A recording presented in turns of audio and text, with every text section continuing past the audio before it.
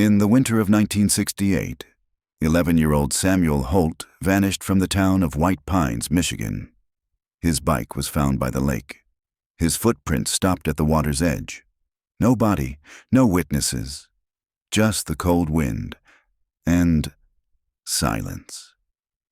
57 years later, Samuel Holt's diary surfaces, and the last pages tell a story no one was meant to read.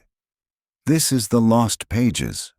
Before we open the diary, hit subscribe. The house at 412 Lakeside Drive was coming down after 60 years of decay. March 3rd, 2025. Cold, colorless light. Dust turning in the air like ash. Demolition foreman Travis Roan kicked through the rotted paneling of the basement wall, trying to dislodge a stubborn beam. His hammer hit metal instead of wood. Thunk. "Hold up," he called. The crew gathered. Travis knelt, scraping plaster away until a tin lunchbox emerged, dented and streaked with rust. Someone had wrapped it in oilcloth and nailed it into the cavity between studs. Probably some kid's treasure, one worker said. Travis pried it open. Inside lay a stack of lined paper, edges browned, each page filled with dense handwriting in pencil. On the first sheet, a name in careful cursive, Samuel Holt. My diary. A hush settled over the basement. The air felt heavier, the kind of silence that presses on the chest. Travis carried the box upstairs and set it on a crate by the window. The lake shimmered beyond the trees, still half frozen. He flipped to the last entry, dated December 14th, 1968, the day Samuel disappeared. Only 2 words were legible beneath the smudge of pencil and moisture. He knows. By the time forensic archivist Dr. Mara Ellison received the call, the diary had already made local news. She watched the brief clip from her desk at Western Michigan University. A foreman holding up a metal box, camera crews crowding around. The anchor's voiceover said, "Experts are working to authenticate the diary." The Holt case remains one of Michigan's oldest unsolved disappearances. Mara muted the television and leaned back. He'd grown up 2 towns over from White Pines. Her mother had walked the Holt search lines with neighbors, came home hoarse and half frozen, and Mara grew up knowing what a missing child does to a town. When the State Historical Division asked her to lead the preservation, she didn't hesitate. 2 days later, she drove north through sleet. The road into White Pines was lined with bare trees that looked like ribs against the pale sky. The town itself seemed suspended in another decade. A diner, a feed store, a church steeple leaning slightly west. At the sheriff's office, a deputy escorted her to the evidence room. The tin box sat sealed inside a transparent case. "Chain of custody started at the demo site," the deputy said. "No tampering." Mara slipped on cotton gloves, unclipped the lid, and lifted the pages one by one. The pencil had faded, but the writing was remarkably intact. The first entry read like any child's diary. April 2nd, 1968. Dad fixed my bike. Mom says I should write things down so I remember what I think.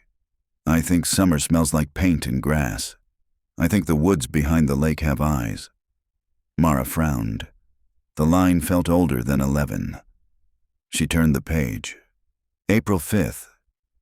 The man at the edge of the water waved again. I told him my name. He said he already knew. A chill traced her spine. That night, she checked into the Pine Lodge Motel. Cracked neon, one working heater, the smell of cedar.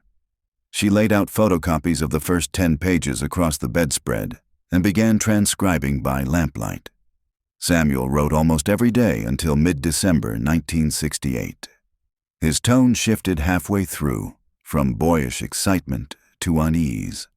He mentioned dreams about the lake, whispers in the trees, and a light that blinked like a heartbeat. Mara read until her eyes blurred. The last page stopped mid-sentence. He said the water keeps secrets, but it never forgets. Then nothing. Morning brought gray light and the smell of rain. Mara drove to the address listed on the demolition permit, the former Holt property, now an empty lot overlooking the frozen lake. Only the foundation remained.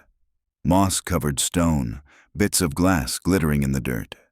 A single oak tree leaned over what had been the backyard.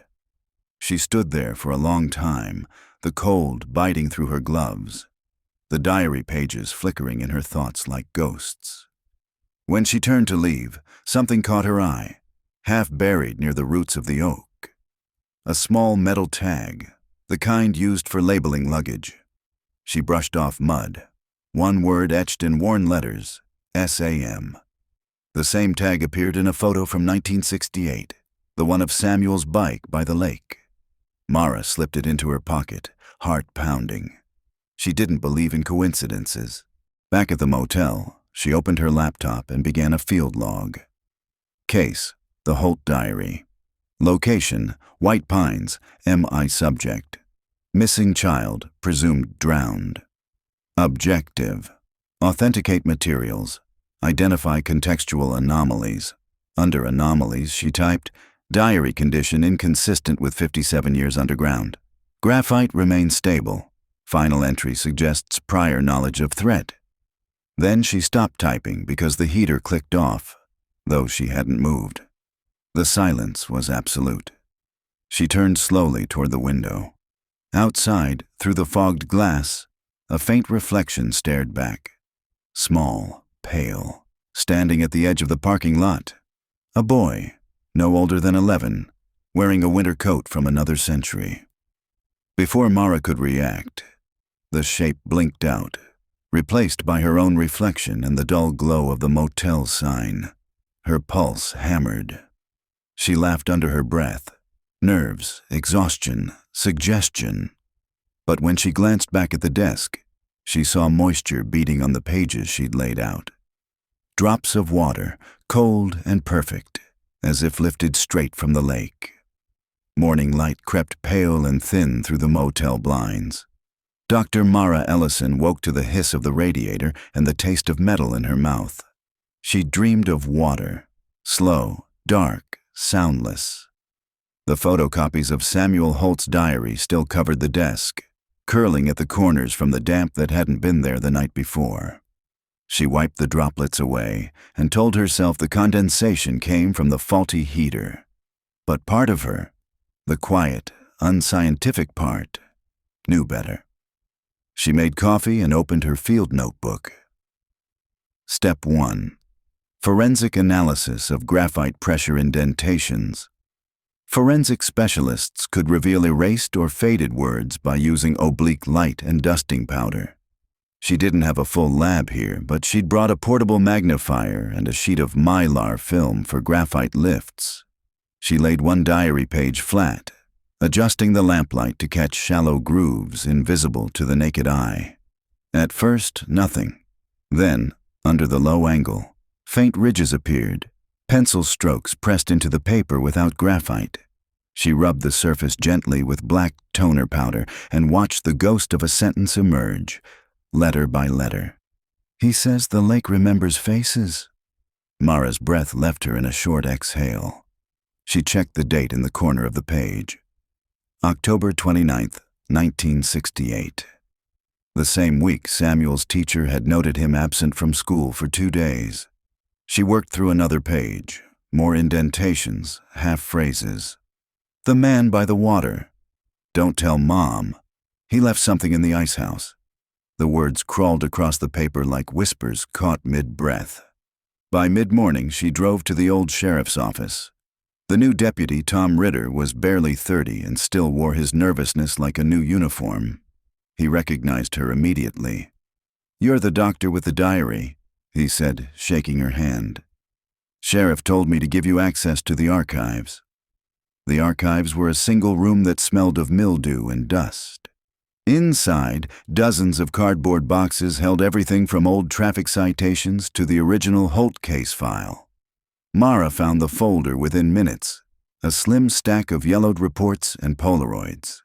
The incident summary read, December 14th, 1968.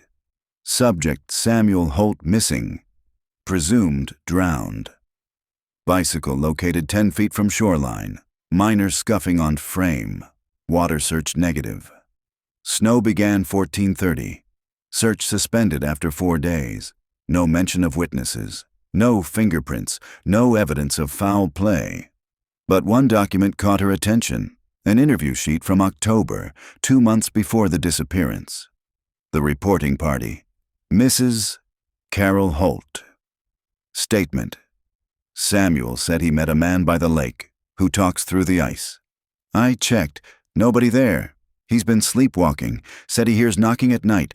Please advise. The sheriff at the time had written a single note in the margin. Likely imaginary friend. No further action. Mara stared at the words, heart thudding. A child's imagination, dismissed. And then he'd vanished. Outside, the sky hung low and colorless, promising snow. She walked to the edge of White Pines Lake. The surface was half frozen, a sheet of dull silver broken by black seams of open water. She crouched near the spot where Samuel's bicycle had been found. The reeds still grew there, dry and whispering in the wind. Something about the air felt charged, not haunted exactly, but aware. When she looked down, she noticed a cluster of smooth stones arranged in a small circle, the kind of thing children built for games or rituals. At the center sat a flat stone carved with faint letters, S.H. She brushed it clean. The engraving looked new. A sound echoed across the lake, a low, hollow knock. Then another, like wood against ice. Mara turned, scanning the shoreline. Nothing moved. The sound came again, closer now, rhythmic. 3 slow beats, then silence. Wind swept through the reeds, carrying a smell she couldn't place. Not rot, not fish, but something older, metallic, like blood diluted in water. She stood abruptly and stepped back. The sound stopped. Only her own breathing filled the air. She walked to her car faster than she meant to, trying not to look back at the lake. That night, she spread the diary pages across the motel bed again. Each entry she decoded told a story that grew darker. November 10th. He came again. Says the water talks if you listen close. I heard something say my name. It sounded like me. November 17th. He showed me the place under the ice house. Said it's where people go when they forget who they are. Mara pulled up the 1968 property maps on her laptop. The ice house had stood at the far edge of Holt's land, near the boathouse. The structure had collapsed in the 1980s and been buried under soil and weeds. She stared at the glowing screen until her reflection blurred. Her professional instincts told her she was chasing folklore. That memory could bend under trauma, that small towns mythologized tragedy. But something inside her, the same part that had felt the cold breath of the lake that afternoon, told her Samuel's words were pointing somewhere real. At 11:43 p.m., her phone buzzed. Unknown number. She answered. Silence. Hello? The line hissed with static. Then a voice, faint, high, childlike. Is this the lady with my book? Mara froze. Who is this? The voice giggled, a small, wet sound. You found my pages. You shouldn't read the last one, the call ended. She stared at the screen. No caller ID, no log in the recent call list. Her pulse pounded in her throat. She opened the diary, flipping to the final page again. December 14th, 1968. The faint writing, barely visible, seemed darker now, as if fresh lead had surfaced from the fibers. He knows. And beneath it, something new she hadn't seen before. A faint outline of a shape pressed into the paper, like a symbol. She tilted it under the light. It looked like a circle split by 3 vertical lines. Mara traced it with her fingertip, feeling the raised grooves. The air in the room seemed to drop in temperature. Outside, in the parking lot, a reflection passed across her window. Small, quick, child-sized. This time, she didn't look away. The snow came overnight, soft and wet, clinging to branches, muting the town's usual sounds. When Mara Ellison woke, the world beyond her window looked bleached and still. The lake was gone beneath a white sheet, as if erased. She dressed in layers, packed her field bag, and checked her phone. No new messages. The number that had called her the night before had vanished from the log, as though it had never existed. By 8, she was driving toward the old Holt property. Her tires crunched through fresh snow, and fog rose from the frozen water like breath. She parked near the oak tree where she'd found the luggage tag days earlier and followed the faint trail toward the ruins of the ice house. The path wound through skeletal birch trees, their bark peeling like old paper. The ice house had once stored blocks of frozen lake water through the summers. Now it was just a depression in the earth, rimmed by broken timbers and rusted hinges.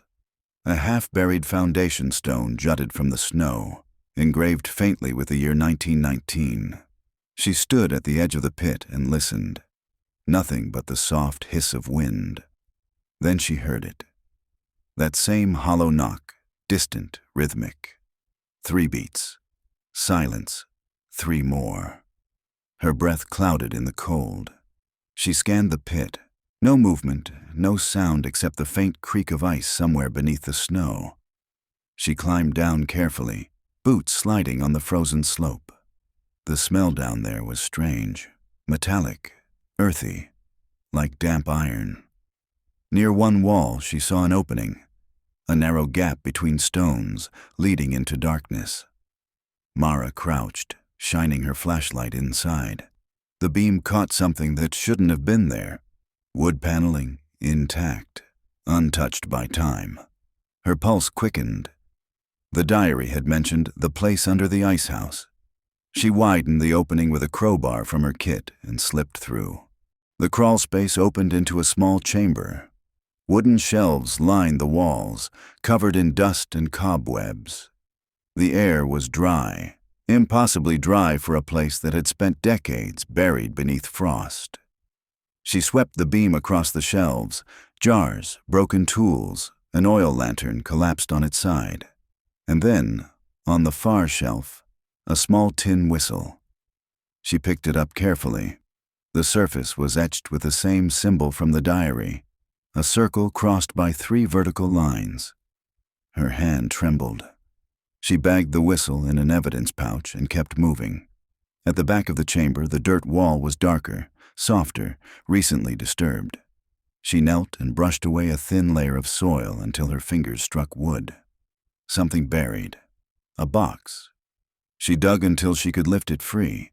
A small crate sealed with nails, no larger than a shoebox. The lid came loose easily, the wood splintering under her grip. Inside were fragments of newspaper, a handful of children's marbles, and a photograph. The photo was black and white, curled with age. 4 children stood in front of the same lake, 2 boys, 2 girls, all between 10 and 12. One of them was Samuel Holt. The others she didn't recognize. But in the corner, faint pencil marks read, Summer 1963, 5 years before Samuel vanished. She flipped it over. A line written in faint blue ink ran along the back. He picks one every 5 years. Mara's pulse spiked. She stuffed the photo back into the box and climbed out of the pit, breath coming fast. The air outside felt too bright, the snow almost blinding. She turned toward her car and froze. Footprints led from the tree line to her vehicle. Small ones, bare. By the time she reached the car, the prints stopped at the driver's side door. No one was there. The snow was unbroken beyond that point. She sat behind the wheel, heart pounding, staring at her own pale reflection in the rear-view mirror. Behind her, the field was empty. She drove straight to the sheriff's office. Deputy Ritter was on duty again, and the color drained from his face when he saw the photo. 1963? That's 5 years before Holt. He flipped through the case files on his desk. Wait, we had another missing kid that year. A girl, Lacey Morin. Went ice skating, never came back. thought she fell through thin ice. Mara felt a chill spread through her. "Did you ever find her body?" He shook his head. "Not a trace." She laid the photo flat. "That's her," she said, pointing to the second girl in the picture. "Same face as the yearbook photo online." Ritter looked closer. "Then, who took this photo?" The angle suggested the photographer was standing waist-deep in the lake. Mara didn't answer. That evening, back at the motel, she pored over every page of the diary again. The sequence of entries began to take shape as something like a pattern. 5-year intervals, each with vague mentions of the lake calling. In the margin of the November 30th page, faint impressions showed through from an earlier erased note. She rubbed gently with graphite powder until words appeared. "He says the water takes what the town forgets." She looked up, suddenly aware of her reflection in the dark window, her own face framed by the pages spread out on the bed. Outside, snowflakes spiraled down in perfect silence. Then, from somewhere beyond the glass, came a single, clear whistle. 3 notes, low and hollow, the sound of a tin whistle played by someone very small.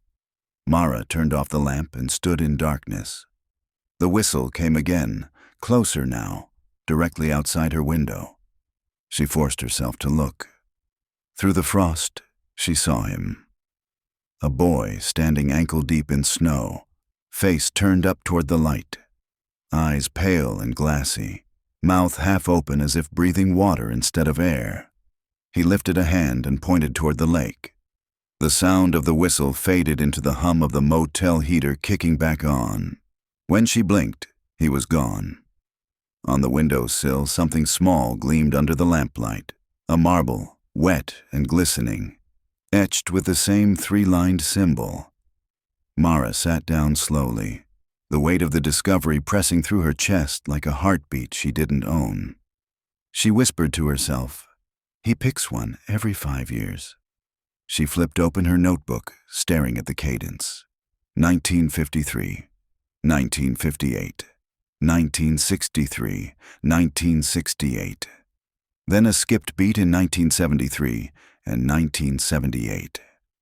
The disappearances had stopped after 83, the year the ice house collapsed. Until now.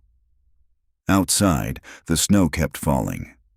In the distance, faint and steady, came the sound of water cracking under ice, the lake exhaling.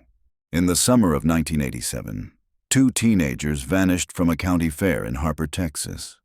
Locals said they ran away. Police called it a lover's quarrel. But 38 years later, the drought dropped the water level of Harper Creek, and something surfaced that was never meant to be found. This is the story of what really happened that night, and why the people who buried it swore they never would speak again. Before watching, don't forget to like, subscribe, and tap the bell icon. August 14th, 1987. The fairground lights glowed like dying stars above the dirt lot. Even at 10 p.m., the air was heavy with the scent of popcorn oil and diesel. The laughter of teenagers drifted over the hum of the generators, fading into the dark beyond the Ferris wheel. Sarah Miller, 17, leaned against the hood of her boyfriend's car, a white '77 Monte Carlo that rattled like a thunderstorm whenever the bass kicked in. Her bare legs stuck slightly to the sun-warmed metal. She looked toward the rides, where the crowds were thinning, and frowned. "Luke's been gone too long," she muttered. Her best friend, Rachel Pike, twisted the cap off a bottle of orange soda. "You know Luke, probably showing off at the shooting booth again." Sarah smiled despite her irritation. Luke Tanner was 19, brash and endlessly restless. He'd been talking all week about leaving Harper County, heading for Austin to record music, and never looked back. He'd said he wanted Sarah to come, but Sarah wasn't sure. Her mother was sick, her little brother still in school. Harper was a small, stagnant place, but it was home. Rachel nudged her. "You're thinking too much again." "Just tired." They sat in silence, the night pressing closer. The music from the fair faded to a distant hum. Somewhere near the creek, frogs croaked. Then, a sound. Tires crunching gravel. Headlights sweeping across the trees. Sarah turned, expecting Luke's Monte Carlo. Instead, a black pickup idled at the edge of the lot. 2 figures sat inside. The driver waved. Rachel squinted. "Do you know him?" Sarah hesitated. The man was familiar, maybe from the gas station or church. Older, mid-30s, maybe 40. The passenger was just a shadow. When Sarah didn't respond, Rachel huffed. "Come on, let's just go find Luke." They gathered their things, tossing half-empty drinks into the trash. The fair was almost packed up now. Vendors closing stalls, lights flickering off one by one. As they walked past the exit, the black pickup rolled forward, slow and deliberate. The driver leaned out. "Need a lift, girls?" "Roads are dark this way." Rachel laughed uneasily. "We're fine, thanks." He smiled. There was something wrong about that smile. Too still, too sure. "You sure?" "Harper Creek gets mean after midnight." Sarah's hand found Rachel's. "We're fine," she repeated, and kept walking. The truck didn't move. Its engine idled, low and steady. When they reached the fairground gate, Sarah looked back. The pickup's lights were off now. Just darkness where it had been. A faint unease crawled up her spine. "Let's go the long way," she whispered. They cut through the field behind the fairgrounds, the grass brushing their jeans, cicadas screaming in the trees. The moon was high and thin, just enough to light the path toward the dirt road where Luke had parked. Then, a sound again. Footsteps behind them. Rachel turned. Probably Luke, but it wasn't. A shape moved between the trees, tall, broad-shouldered, steady in stride. Another figure flanked him, smaller, younger. Sarah's heart picked up speed. "Run!" They bolted across the clearing, grass tearing beneath their feet. The truck engine roared back to life somewhere behind them. Rachel screamed, and it cut off, swallowed by the dark. Sarah didn't look back. She ran toward the faint glint of moonlight on metal. The Monte Carlo. The driver's door was open. Luke wasn't there. Then came the pain, sudden, electric, something striking the back of her head. The world tilted. Stars burst across her vision. She fell to her knees, the smell of gasoline sharp in the dirt. Through the ringing in her ears, she heard a voice. Low, calm, almost kind. "Easy now. You'll be all right." A flash of white light. A flashlight beam. A glimpse of a man's hand, rough and scarred. A silver ring on his thumb. Then darkness. When the sheriff's deputies found Luke's car 2 days later, the seats were soaked in creek water. No sign of Sarah, no sign of Rachel. Just a single white shoe lodged beneath the brake pedal. The Harper County Fair reopened the next year. The creek dried in summer, flooded in fall, and the case, like so many others, went cold. Until 2025, the drought had stripped Harper County bare. For the first time in 40 years, the bed of Harper Creek cracked open like sun-baked skin, the air thick with a sour smell of silt and fish rot. Sheriff Eli Grant squinted through the windshield of his pickup as he pulled off the rural road and into the clearing where a half-dozen emergency vehicles crowded the banks.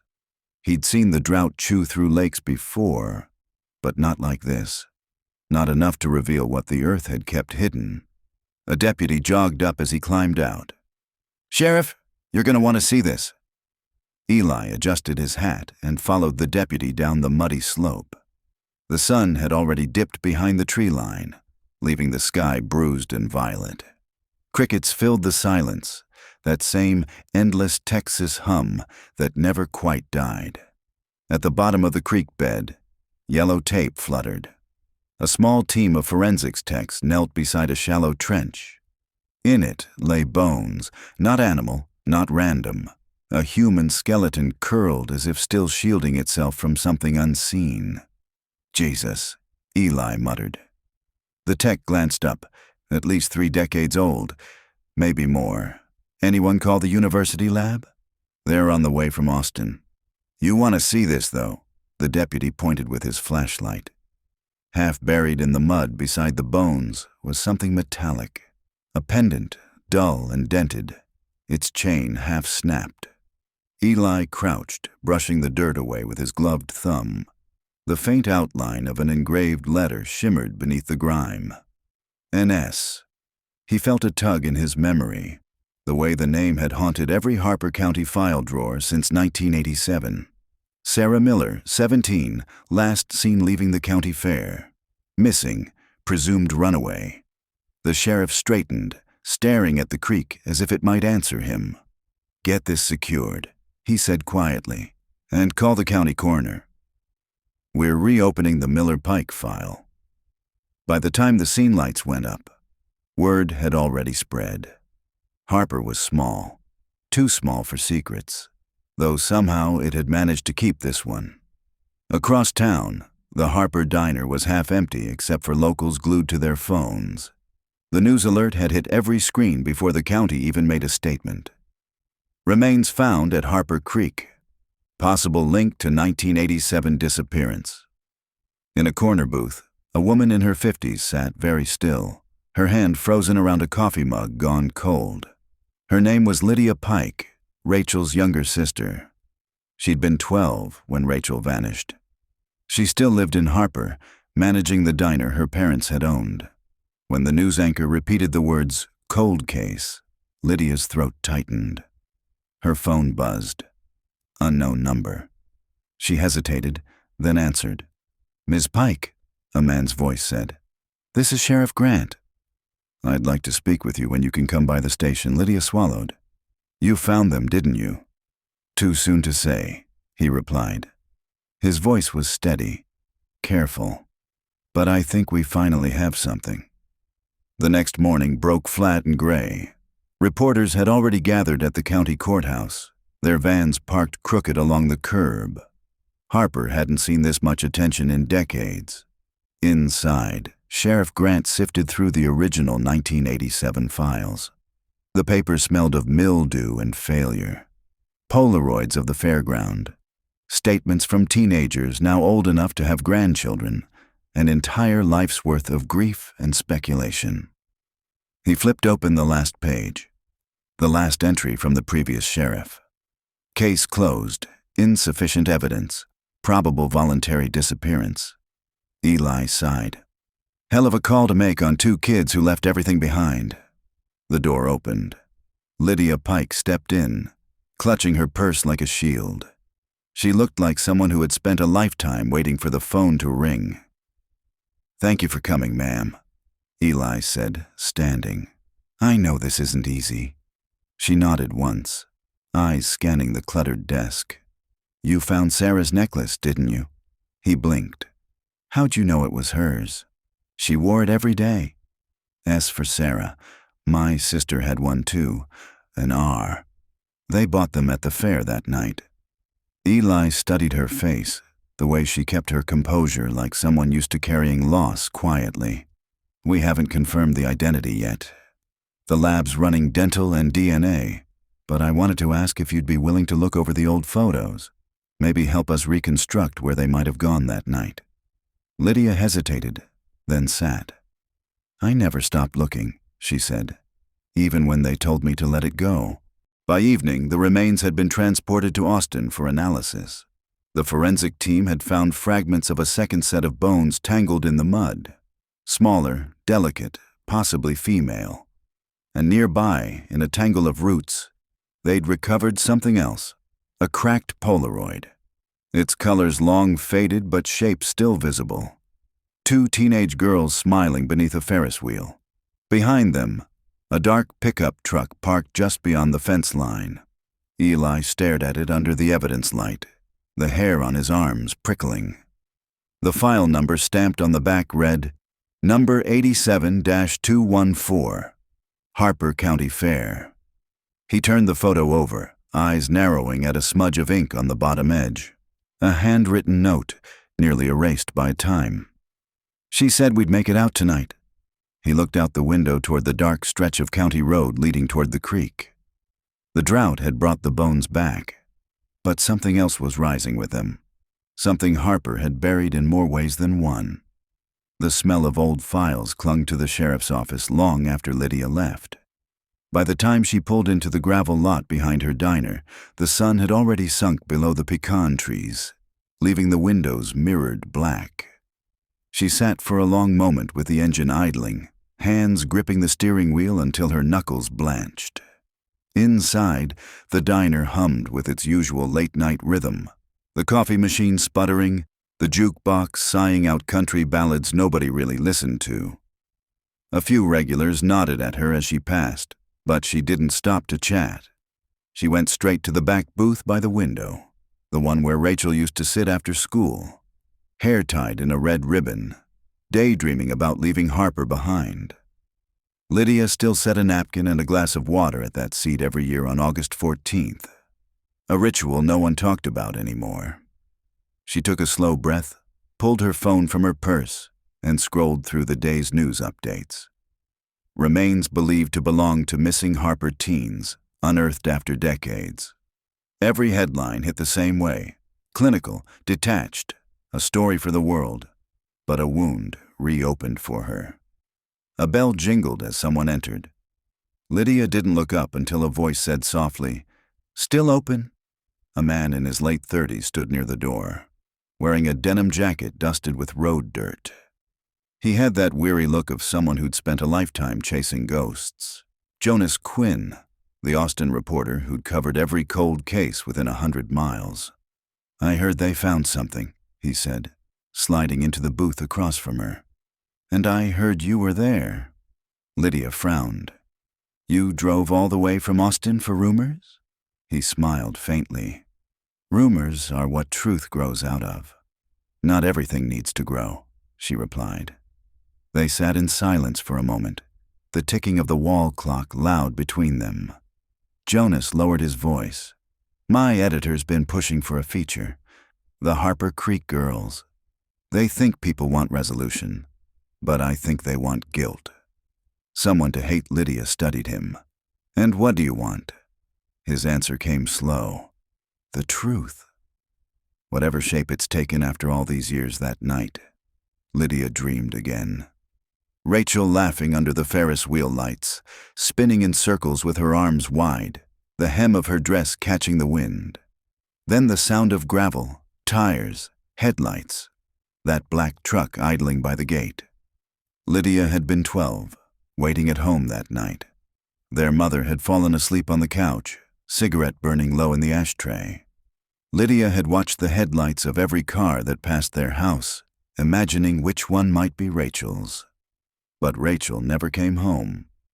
By morning, the sheriff had come instead, hat in hand, eyes already apologizing for what he hadn't yet said. The next day, Lydia stood by the creek again. The air smelled of clay and decay. Forensics teams worked methodically, combing through the riverbed with gloved precision. Sheriff Grant met her at the tape line. "Got word from Austin," he said. "Preliminary match to Sarah Miller. DNA's pending confirmation, but it's strong." Lydia's throat tightened. "And Rachel?" He hesitated. "We found fragments near the same site. Could be hers. We'll know soon." She nodded, her face unreadable. "You think someone from here did it?" "Someone always does," he said quietly. "Small towns just hide it better." She looked out over the cracked creek bed, the mud curling in brittle ridges. "My sister trusted people. She thought everyone was a story waiting to be told. I guess she was right." That evening, Jonas found her closing the diner. He carried an old camera slung over his shoulder. "Mind if I show you something?" Lydia hesitated, then nodded. He set a worn folder on the counter. Inside were photocopies of police reports, grainy photographs, and a few handwritten notes. "I pulled these from the state archive," he said. "You know who filed the first missing person report?" "Sarah's mother," Lydia said automatically. Jonas shook his head. "It was a mechanic named Frank Dyer. Said he saw two girls running near the old service road that night. Said they were being chased by a black truck. Lydia frowned. That wasn't in the official file. It was pulled, Jonas said. Someone marked it as unreliable witness testimony. Dyer moved out of state in the 90s, died 10 years ago. But I found his daughter in San Marcos. She says her dad never stopped talking about that night. He leaned closer. He told her he saw one of the men's faces. Lydia's pulse quickened. You think it's true? Jonas nodded. He described a ring. Silver, thumb finger, shaped like a coiled snake. Lydia froze. The memory hit her like a punch. The day Rachel got her ears pierced at the fair, the man running the booth. He dropped something from his hand, a flash of silver on his thumb, as he laughed and said, "Careful. Pretty girls like you shouldn't bleed too much." She had forgotten that detail. Until now. Do you remember his name? Jonas asked quietly. She shook her head. No, but I remember his eyes. Pale, like glass. Jonas closed his notebook. Then we might just have our first real lead. Later that night, Lydia locked the diner and stood in the empty parking lot. The cicadas were louder than usual, the kind of endless hum that felt almost human. She looked toward the west, where Harper Creek glimmered faintly in the moonlight, and whispered, "We're getting you home, Rach." A truck engine rumbled somewhere far off, a deep, familiar growl that made her skin crawl. For a heartbeat, she thought she saw headlights cutting through the trees. Then nothing but darkness. The next morning, Harper County woke to the sound of news vans. They lined Main Street like a second parade. Tripods, satellite dishes, microphones aimed toward the courthouse steps where Sheriff Eli Grant gave the same statement he'd rehearsed half the night. Remains have been recovered from Harper Creek. Identification is pending.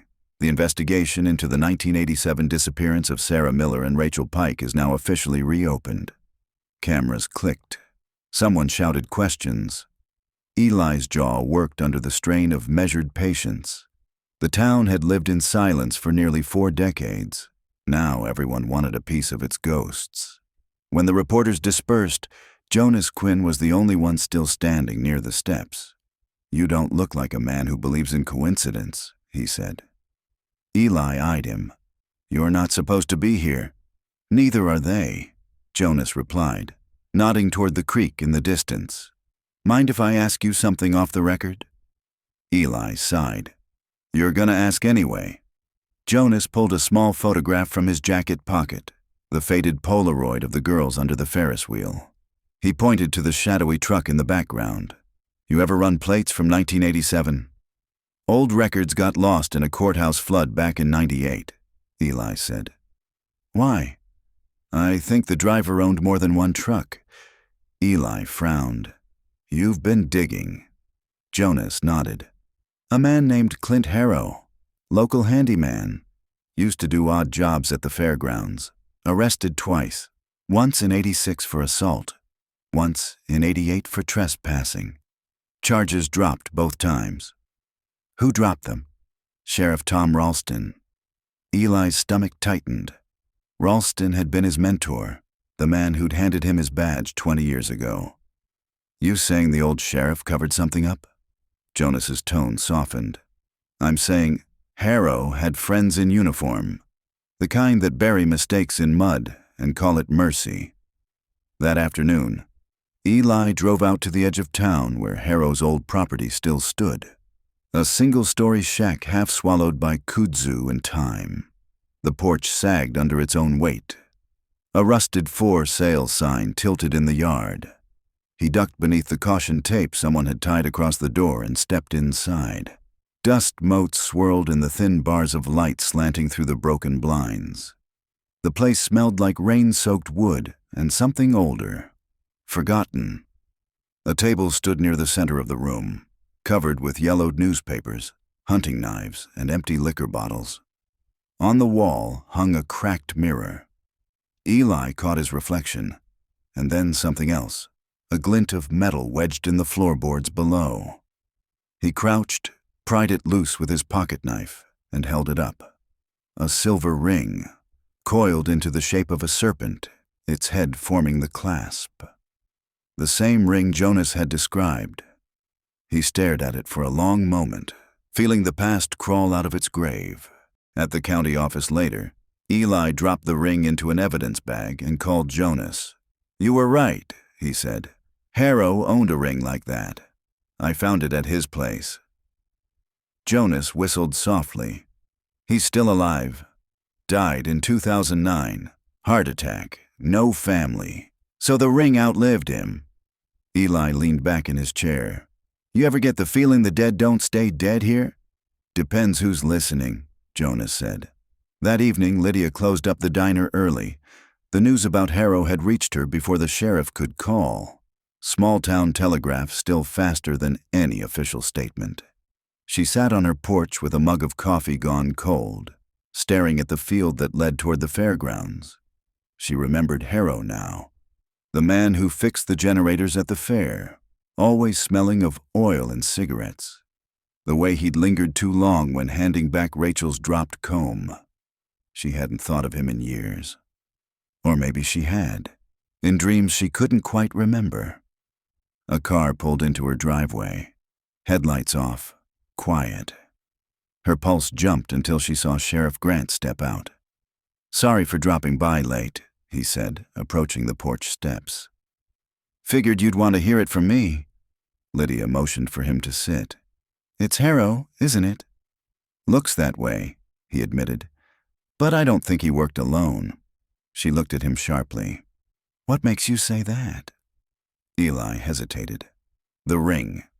It's old, handmade. Found records from a pawn shop in '87, 2 identical pieces sold the same week. One to Harrow, the other to someone named Reed Carnes." The name hit Lydia like ice water. Carnes. "I know that name. He used to own a salvage yard in San Marcos," Eli said. "Closed down after his brother got arrested for a federal weapons charge."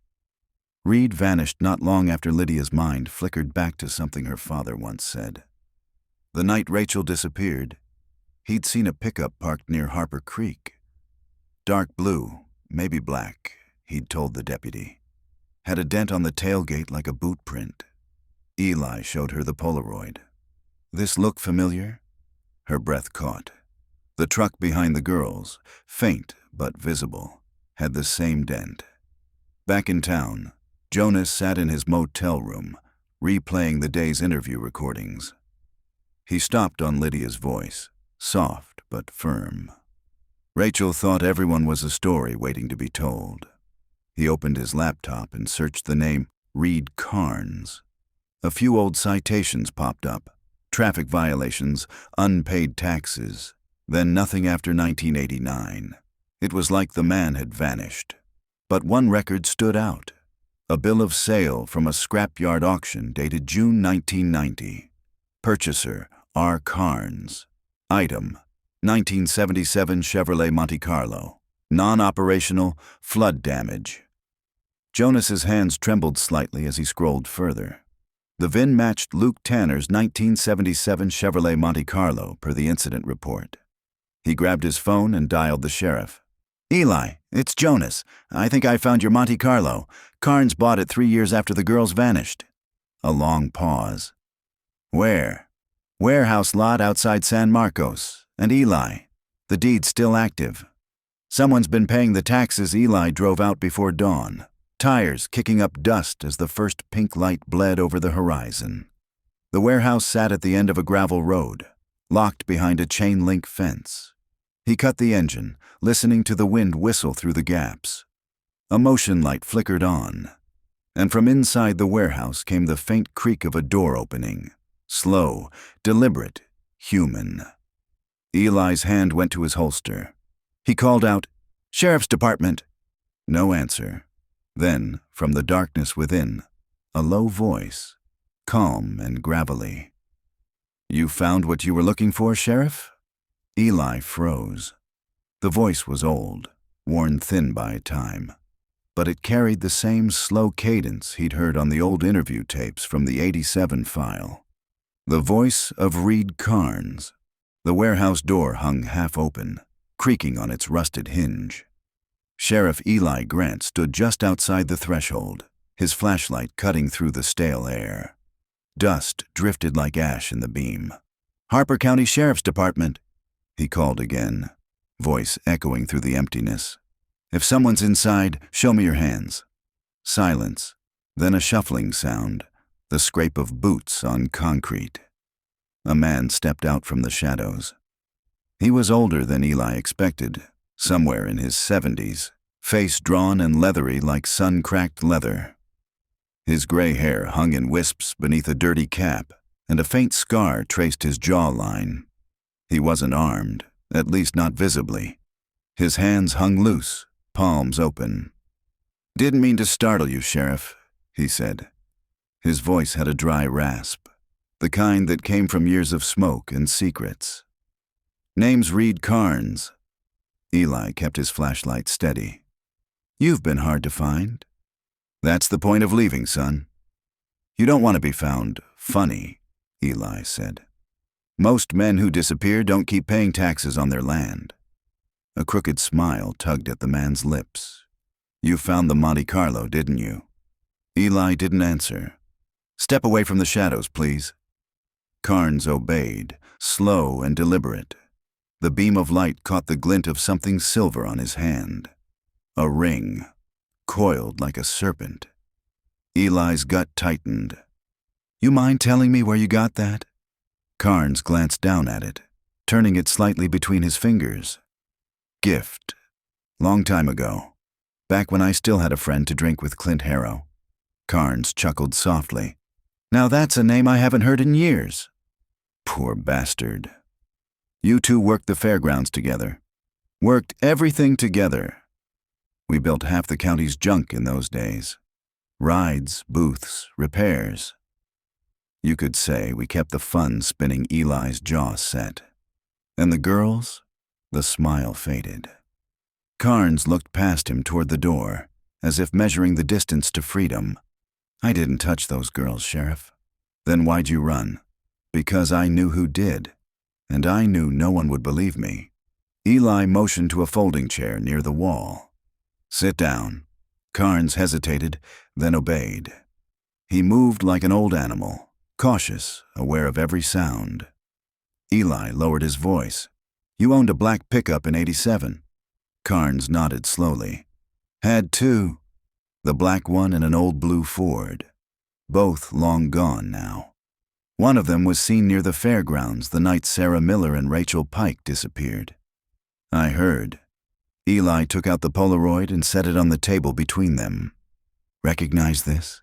Carnes leaned forward, squinting under the light. "Yeah, that's Clint's truck. You can tell by the dent on the tailgate. You sure it's not yours?" Carnes shook his head. "No, sir." "That dent came from a county truck hitch. Clint backed into it one summer, cursed for a week straight." "So you're saying Harrow took the girls?" Carnes' eyes darkened. "Took one. The other tried to stop him. She didn't make it far." Eli's chest went tight. "You saw it?" Carnes nodded once. "I told Ralston. He said he'd take care of it." "Sheriff Ralston?" "Yeah. Said the Miller girl came from a bad home. The Pike girl ran off with her. Told me to forget it, or I'd be looking at accessory charges." Eli's hand stilled on his notebook. The room felt smaller suddenly. "You kept quiet for 38 years. "I left town," Carnes said flatly. "Thought I could outrun it. But you can't outrun ghosts, Sheriff. Not the kind that keep you up nights." Eli studied him. The man's voice wavered not from fear, but from memory. The kind that stains every breath. "You said Harrow took one of them. What about Sarah?" Carnes looked down at his hands. "She was alive when they drove off. He told me he was just going to scare 'em. Make them stop sneaking around the fairgrounds at night. When he came back," his throat tightened, "he was covered in mud. Said the truck got stuck near the creek. Did you help him bury them?" Carnes' jaw clenched. "I helped him move the car. He made me. Said he'd tell everyone I was the one behind it if I didn't." "And the car?" "Dropped it in the creek. Weighted it down. That's why you never found it." Eli leaned forward. Why now, Carnes? Why show yourself? The old man's eyes met his, clear and sharp despite the years. Because the creek gave them back. Means time's up for the rest of us too. Outside, dawn had started bleeding into the horizon, pale pinks and bruised golds over the scrubland. The sheriff led Carnes out toward the cruiser, the metal cuffs clinking softly around the old man's wrists. Carnes didn't fight. He just glanced toward the dried creek bed in the distance and said, "You ever notice how water remembers where it's been, Sheriff? Even when it dries up, the earth keeps the mark." Eli didn't answer. He opened the cruiser door, helped Carnes inside, and closed it with a dull click. As he drove back toward Harper, he couldn't shake the feeling that the confession had come too easily, too rehearsed. Carnes had given him the truth, but not all of it. In the rearview mirror, the old man stared straight ahead, lips barely moving. Eli turned the radio off, but he still heard the whisper. Clint wasn't the only one. When they reached the county jail, Jonas was waiting. "You got him," the reporter said, eyes wide. Eli nodded. "He says Harrow took the girls." That he helped move the car, Jonas frowned. "Then why's he still breathing?" "What do you mean? If he really saw Harrow kill them, why didn't Harrow kill him too?" Eli looked through the window at Carnes sitting in the holding cell, head bowed in the dim light.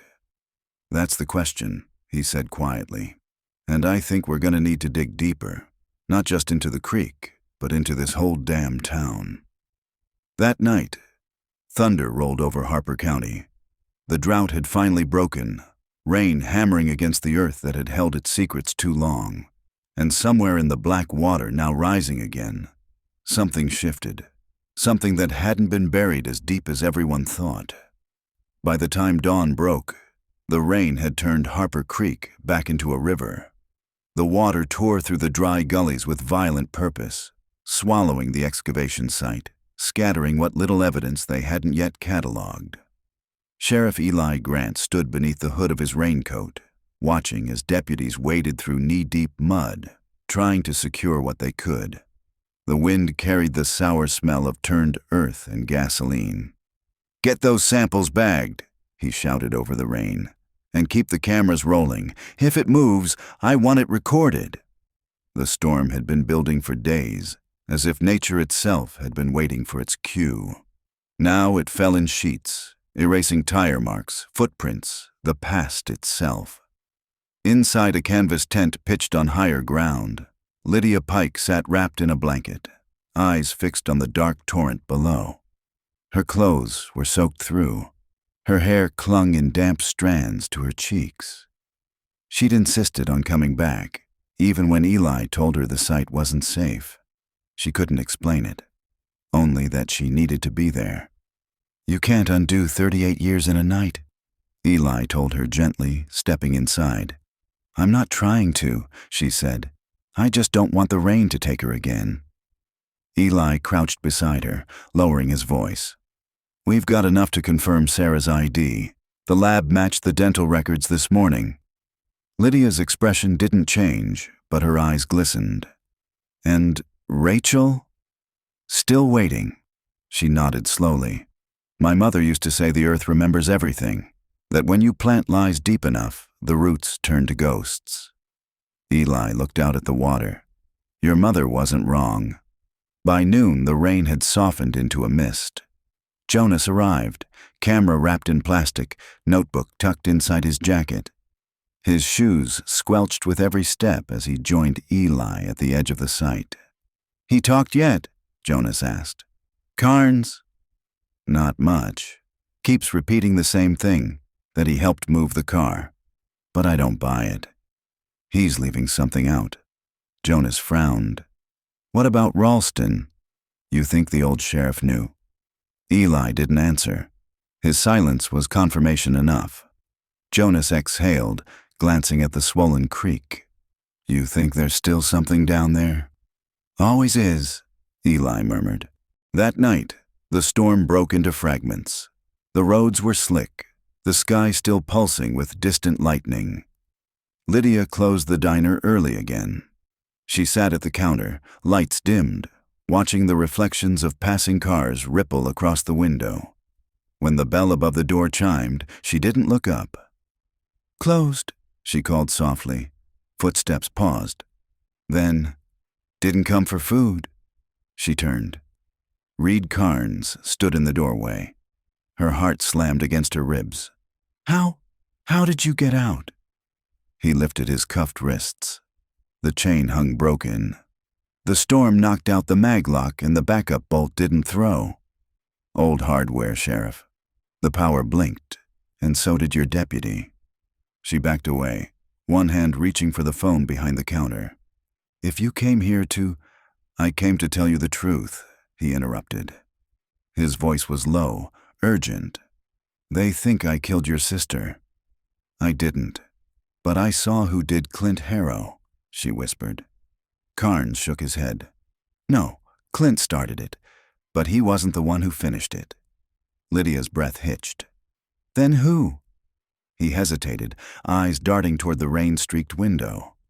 "Ralston wasn't just covering it up. He was there." The words hung between them like a struck bell. Before Lydia could speak, the diner lights flickered, then died. The hum of the refrigerator silenced, plunging the room into darkness. "Carnes?" she whispered, but he was already gone. Eli's radio crackled as he drove back from the creek. "Sheriff, we got a situation at Pike's Diner." A deputy's voice came through. "Possible break-in. Witness says the old man, Carnes, was seen heading that way." Eli swore under his breath and gunned the engine. The rain hit the windshield like gravel. When he reached the diner, Lydia stood outside in the glow of his headlights, drenched, shaking. "He was here," she said. "He told me Ralston was there that night." Eli felt something cold move through his chest. "Ralston's been dead 15 years. "I don't care," she said.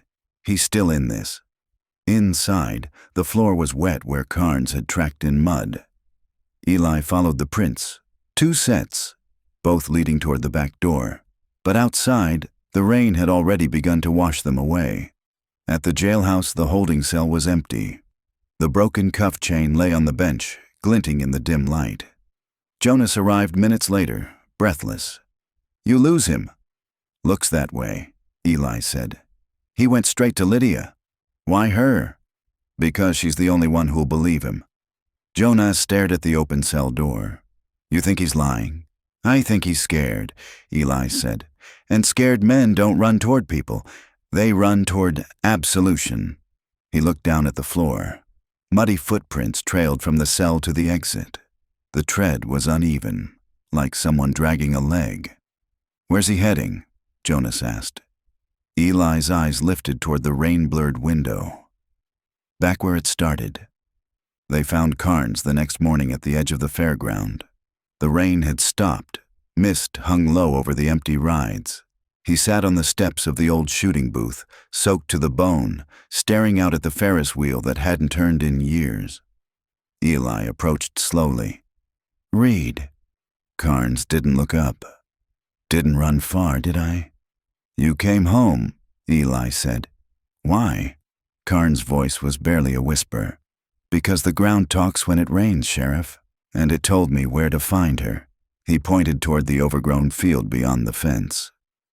"Rachel. She's still there." Eli followed his gaze. The earth there was uneven, darker than the rest. A rise in the soil that hadn't been there before. Jonas lifted his camera. Breath caught in his throat. "You think he's right?" Eli didn't answer. He just stared at the Ferris wheel looming behind them, its rusted frame dripping water like tears. "Let's find out," he said. The fairgrounds had always been Harper's pride. In summer, it had shimmered with color. Fried dough smoke, carousel music, the gleam of tin prizes under string lights. Now, after nearly 4 decades of neglect, it was nothing but rust and ghosts. Sheriff Eli Grant parked his cruiser at the edge of the overgrown lot. Jonas's rental car pulled in behind him, headlights carving twin paths through the fog. A chill wind carried the metallic tang of wet iron. Carnes waited near the old shooting booth, his soaked jacket plastered to his shoulders. 2 deputies flanked him, their rifles slung low, but ready. He wasn't in cuffs this time, just weary, like a man who had stopped running from what was inevitable. "You sure about this?" Eli asked quietly. Carnes nodded toward the field beyond the fence. "Right over there, near the generator shed. She's under the elm roots." Been waiting long enough, the deputies set up portable floodlights. White light spilled across the tall grass and broken rides, transforming the place into a stage. Lydia arrived soon after, her face pale, her eyes hollow but sharp. "If he's lying again," she murmured. Eli handed her a flashlight. "Then we'll know by morning." The first shovel hit something solid just after midnight. A dull clink, unmistakable. The deputies slowed, working carefully until the outline of a shallow pit emerged. The smell of rot and damp earth was almost unbearable. When one of them unearthed a strip of faded fabric, Lydia's hand went to her mouth. It was sky blue, the color of Rachel's favorite dress. Eli crouched beside the pit, brushing the soil away gently. The remains beneath were delicate, almost skeletal, but the position was deliberate, as though someone had laid her down carefully, not hastily buried her. "She's here," he whispered. He was telling the truth. Carnes turned away, trembling. "I told her to leave that night.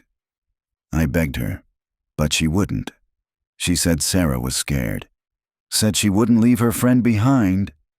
Lydia looked up sharply. "You saw her?" "I saw them both." Sarah was already in the truck. Clint was drunk, waving that damn flashlight like a trophy. Rachel tried to pull her out, but his voice cracked.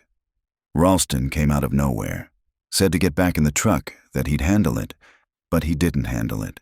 He ended it. Eli's pulse hammered. "You're saying Sheriff Tom Ralston killed Rachel Pike?" Carnes nodded. "Shot her when she ran. Said it was an accident. Said nobody would believe she wasn't involved."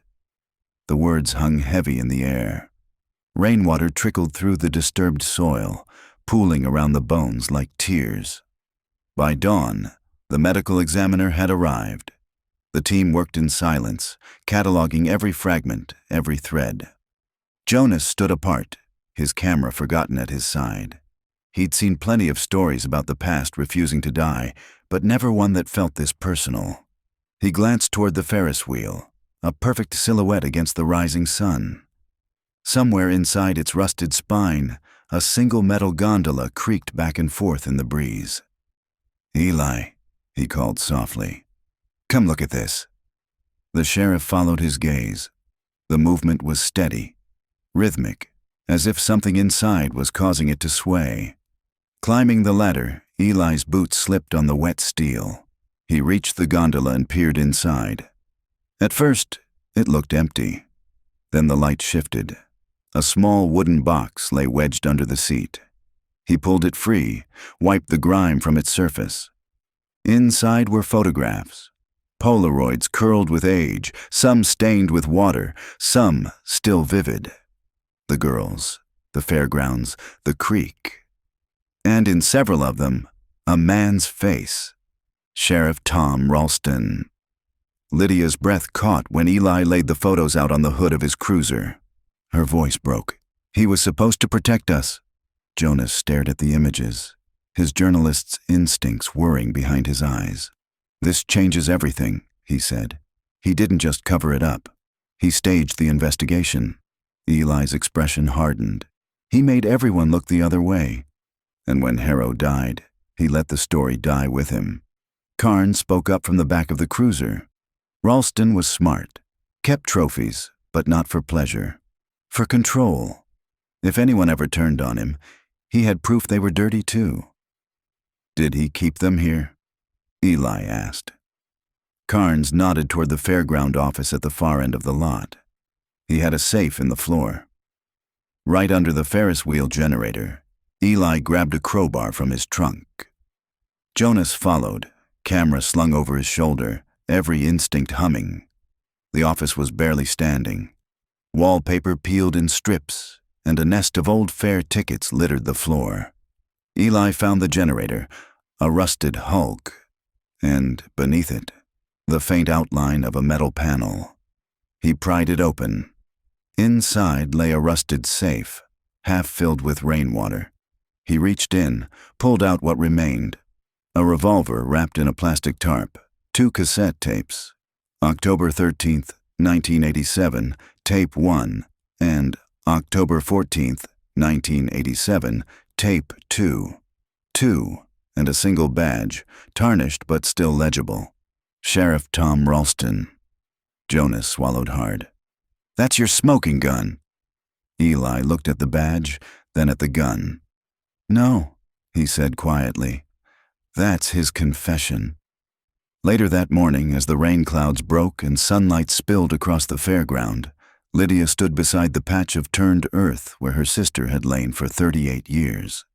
She held one of the photographs, Rachel at the fair, cotton candy in hand, laughing into the wind, and whispered, "You can rest now." The Ferris wheel groaned in the wind behind her, turning just once, a single creaking revolution, before falling still. The evidence room smelled of rust and mildew, the air still damp from the flood that had nearly swallowed it 2 days ago. Sheriff Eli Grant sat at the steel table with Jonas and Lydia, the recovered cassette tapes resting between them. The handwritten labels, faded but legible, read in a trembling scrawl, October 13th, 1987, Tape 1. October 14th, 1987, Tape 2. 2. Jonas adjusted his camera to record. "You sure you want this on file?" Eli nodded.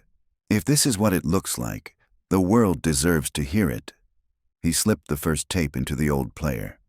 The click of the play button echoed like a gunshot in the quiet room. At first, nothing, just static and the faint hiss of time. Then a voice, gravelly, deliberate, unmistakably Tom Ralston. "Got the girls in the truck now. Clint's drunk, says he can't drive. I told him to keep his damn mouth shut. Reed's outside, nervous as a cat. Says we should take them home. Idiot." Lydia flinched. She knew that voice. It had filled every town parade, every radio alert, every promise of safety. Rachel won't stop crying. Sarah's in shock. Clint says he just wanted to scare them, but it's too late now. I told him we'd handle it my way. A pause. Rain against the windshield, wind howling. Then, the sound of a gun being cocked. They saw too much. And this county don't need another scandal. Not after what happened last year. Jonas leaned forward. "What the hell does he mean, last year?" Eli didn't answer. He hit pause and rewound the last sentence. Played it again. "Not after what happened last year," Lydia whispered. "There was a case. A girl from the trailer park, 17, disappeared in 86. Sheriff said she ran off to Houston." Jonas's pen scratched across the page. So he'd done this before. Eli loaded the second tape. "October 14th, Ralston's voice said, slower now, slurred with exhaustion or whiskey. "Told Clint to dump the car in the creek. Told Reed to bury the girl. Said it was for the good of the town. I'll make it right later. Make it right in the report." Another long silence. Then, almost a whisper, "Sarah's still alive. Said she won't tell. Said she just wants to go home. I can't let her." Lydia's hand flew to her mouth. "Oh, God. Took her to the fairground." Clint lost it, started yelling. Had to shut him up, too. "No one will find them. Water covers everything. That's what the preacher says. Water washes sin clean." The tape clicked to an end. No one moved for several seconds. The rain had stopped outside, but it was as if the air itself carried its echo. Jonas whispered. He recorded his own damn crimes. Eli nodded slowly. Guilt has a way of wanting company. Later that afternoon, the sheriff's office filled with a low hum of reporters, investigators, and state police. The tapes had changed everything. Harper County was no longer just a forgotten town with a cold case. It was a headline. Lydia stood apart from the chaos, staring out the window. The storm had washed the town clean, but inside her the dirt only settled deeper. When Eli approached, she didn't turn. "My father worked for Ralston," she said quietly. "Ran maintenance on his patrol cars. I used to think Ralston was a hero. He fooled a lot of people." "Do you think he believed it? That he was protecting the town?" Eli sighed. "I think he believed in himself. That's worse." She looked at him then, eyes red but steady. "What happens now?" "Now," Eli said, "we tell everyone what really happened. And we see how many others he buried along the way." That night, Jonas sat alone in his motel room, reviewing the footage. Ralston's voice echoed through his headphones, brittle and haunted. He stopped the tape mid-sentence and pressed his palms against his eyes. He'd chased stories his whole career, men who killed for money, power, obsession. But this felt different. This was small-town decay, evil that grew quietly, watered by fear and loyalty. He closed his laptop and glanced at the window. The fairground lights, now part of the police perimeter, blinked faintly in the distance. The Ferris wheel stood silhouetted against the moon, a motionless halo of rust. He whispered into the dark, "What else did you do, Sheriff?" The next morning, Eli met the state forensic team at the fairground again. The ground where Rachel's remains had been found was now cordoned off, but beyond it, under a patch of soft, disturbed soil near the Ferris wheel base, the team had uncovered something new. A small wooden cross, hand-carved, initials etched faintly at the bottom, SM. Eli crouched down, his throat tight. "Sarah Miller." The lead investigator, a woman from Austin, glanced at him. "We'll exhume carefully. But there's something else. A second box, buried deeper. Looks newer." They unearthed it. Inside, wrapped in wax paper, was a stack of photographs. Different from the Polaroids found before. These were surveillance shots, faces, license plates, documents. Jonas leaned in. "These aren't from the 80s. They're from the 90s. The investigator nodded. "Looks like someone kept watching and recording long after Ralston died." Eli felt the blood drain from his face. Then someone else was in on it. That evening, as the sun bled out behind the trees, Lydia walked the edge of the fairground alone. The sheriff's tapes had answered one question: who killed Rachel and Sarah? But opened a darker one: who had been watching ever since? She paused near the Ferris wheel and glanced down. A trail of footprints, fresh, not yet washed away by dew, led toward the tree line. Her breath caught. In the distance, a figure stood half-shrouded by mist, motionless, watching. When she blinked, he was gone. Lydia could still feel the eyes on her long after the mist swallowed the figure.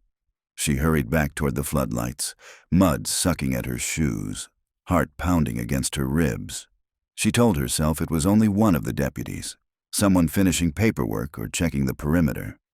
But she knew it wasn't. At the fairground gate, Sheriff Grant met her halfway. "You shouldn't be out here alone," he said, steady but breathless from worry. "There was someone in the trees," she said. "Tall. Watching."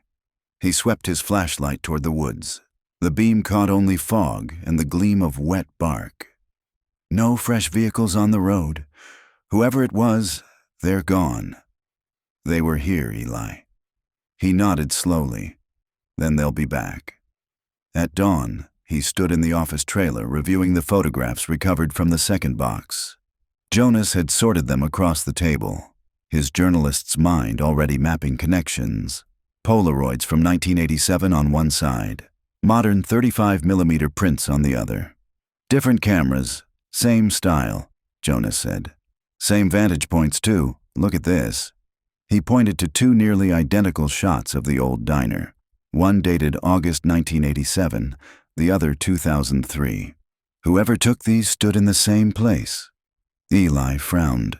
So Ralston wasn't working alone. He had someone keeping tabs after he died, maybe to make sure the story stayed buried. They flipped through more photos.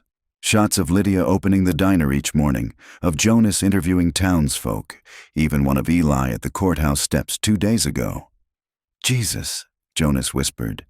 These were taken this week. Eli's stomach turned. So our watcher isn't a ghost. That afternoon, the county's last mechanic, an old man named Walter Price, came forward after seeing the news. He'd worked maintenance under Sheriff Ralston in the late 80s. Eli met him in the garage behind the courthouse. The place smelled of oil and rust. Price wiped his hands on a rag. You're looking for who kept them tapes, ain't you? Eli nodded. You know something? I welded that safe under the Ferris wheel for Ralston myself. He paid me cash, said it was for county receipts, but I knew better. Did anyone else know about it? Price hesitated. His son might have. Ben Ralston. Kid was maybe 15 back then. Kept hanging around the station, always borrowing his daddy's camera. Ben Ralston's still around. Lives out past the reservoir. Never did much after the old man died. Keeps to himself. Folks say he's got his daddy's eyes. Evening fell blue and sharp over Harper. The rain had cleared, leaving the roads mirror-slick and empty. Eli drove out toward the reservoir, Jonas riding shotgun with a tape recorder running. Ben Ralston, Jonas said. You think he's the one watching? I think he grew up learning exactly how to disappear in plain sight. They found the house half hidden by cedar and rusted cars. One porch light burned weakly, casting a cone of yellow on the gravel. Eli knocked once, twice. No answer. He turned the knob. The door creaked open. Inside smelled of dust and film chemicals. On every wall hung photographs, hundreds of them, tacked in rows like evidence boards. Faces, streets, the creek, the fairground, Lydia's diner. At the center of it all, an old television flickered with static, the blue glow painting the room like lightning. Jonas whispered, "This is a shrine." A sound came from the back room, footsteps, deliberate, slow. Eli drew his sidearm. Ben Ralston, Sheriff's Department, come out where I can see you. A tall man stepped into the doorway. Mid-40s, pale eyes, camera strap hanging from his neck. He raised both hands. Don't shoot, Sheriff. I've been expecting you back at the station. Lydia sat in the dim hallway, hands clenched in her lap. Through the office window, she could see Eli questioning Ben Ralston under harsh fluorescent light. Jonas recorded from the corner, every word etched in the air. Eli laid one of the recent photos on the table. You took this. Ben nodded. I take them all. Why? To remember. Remember what? What my father did. What you people let him do. His voice cracked with a strange mix of grief and fury. He said he was saving the town. Said those girls were trouble. When he came home that night, he was covered in mud. Told me to forget it. So I didn't. I kept the truth. I watched everyone who looked away. You've been stalking them for decades, Eli said. Watching, Ben corrected. So when the water went down, I'd know when the dead came back for him. He leaned forward, eyes glittering. You think this is over, Sheriff? My father wasn't the first. He just took orders. Eli froze. From who? Ben smiled faintly. You'll see. They never left Harperator when the interview ended. Lydia approached Jonas outside. Did he tell you anything useful? Useful, Jonas said. He just opened a whole new hole in the ground. He showed her one of the photographs Ben had taken, dated just 2 nights earlier. It showed a group of older men gathered in the shadows behind the courthouse, the same faces that filled the county commission for 30 years. In the background, half hidden by a tree, stood Eli Grant himself. Looks like your sheriff's been watched too, Jonas said. Lydia stared at the photo. The realization settled like cold lead. Or warned, she said quietly. That night, Eli sat alone in his office, the photo spread on the desk before him. Outside, the cicadas had gone silent. He thought of Ralston's voice on the tapes, the tremor before the shot, the way guilt had survived long past its maker. He looked toward the window. For a heartbeat, he thought he saw movement across the street, a shadow shifting behind the courthouse oaks. He reached for the light switch, plunged the office into darkness, and waited. In the faint reflection of the glass, a figure stood watching from the lawn, camera glinting like an unblinking eye. When Eli stepped toward the door, the shadow turned and melted into the trees. Morning came thin and pale, the kind of light that bleaches everything honest. Sheriff Eli Grant hadn't slept. The photograph of the courthouse meeting still lay on his desk. He'd stared at it for hours, not just at the faces of the old county men, but at his own blurred silhouette standing among them. He didn't remember being there. When Jonas walked in, coffee in one hand, notebook in the other, he stopped short. "You look like hell." Eli managed a half smile. "Feel worse. Sit down." Jonas set the coffee on the desk. "Ben Ralston's statement checks out. I cross-referenced names on the old county payroll. Every man in that photo was on the commission in 1987. Every one of them worked the fair that year." Eli rubbed his temples. "What are you saying?" "I'm saying Ralston wasn't just covering up a murder. He was protecting his friends." Jonas slid a folder across the table. Inside were photocopies of property ledgers, bank transfers, and a faded document stamped in red. Harper Development Committee, 1986. Eli flipped through it. "County contracts. Construction permits, fake ones," Jonas said. "Issued for fairground improvements that never happened. The money went missing, $40,000. The same month the girls disappeared, Eli looked up, face hardening. "You think Sarah and Rachel found out? Or saw something they shouldn't have?" By mid-morning, Lydia arrived at the station. She'd been helping the state team catalog the evidence from the fairground, but her eyes told a different story. Sleepless, haunted. "You found something, didn't you?" she asked. Eli nodded. "Looks like Ralston and his buddies were laundering county money through fake construction projects. My guess, the girls overheard a conversation or stumbled on a ledger." Lydia's voice trembled. "So they killed them to keep it quiet," Jonas added quietly, "and made it look like a runaway case." Ralston was good at that. She stared at the wall of photos. Sarah, Rachel, the fairgrounds, Ralston's badge. How many people knew? Eli hesitated. "Too many. And some of them are still alive." They started making calls. Old council members, fair vendors, county clerks. Most hung up. One pretended not to remember. Another said, "You don't stir ghosts, Sheriff." You let them sleep by noon. They'd compiled a list of names. Harold Nash, Carl Benton, Warren Lee, Tommy Stroud. All former members of the Harper Development Committee. All retired. All still living within 30 miles. Jonas muttered, "That's not coincidence. That's a pact." Eli called the Austin DA's office, requesting warrants. The operator transferred him twice before someone finally picked up. "Sheriff Grant, this case is officially under review. You're to hold off until the state team arrives. Understood?" He stared at the phone. "Understood." When he hung up, he looked at Jonas. "They're freezing us out." "Why?" "Because the circle doesn't end in Harper," Eli said. "It reaches Austin." That night, Lydia walked home through the rain-slick streets, her nerves humming with unease. The diner's windows glowed faintly across the square, familiar, safe. Yet as she reached for her keys, something caught her eye. A white envelope lay tucked under the windshield wiper of her truck. Inside was a single photograph, a recent one. Her, Jonas, and Eli standing together outside the sheriff's office that morning.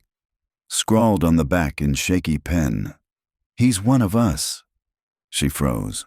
At the same time, across town, Eli sat in his kitchen nursing black coffee and exhaustion. The knock on his door came slow and deliberate.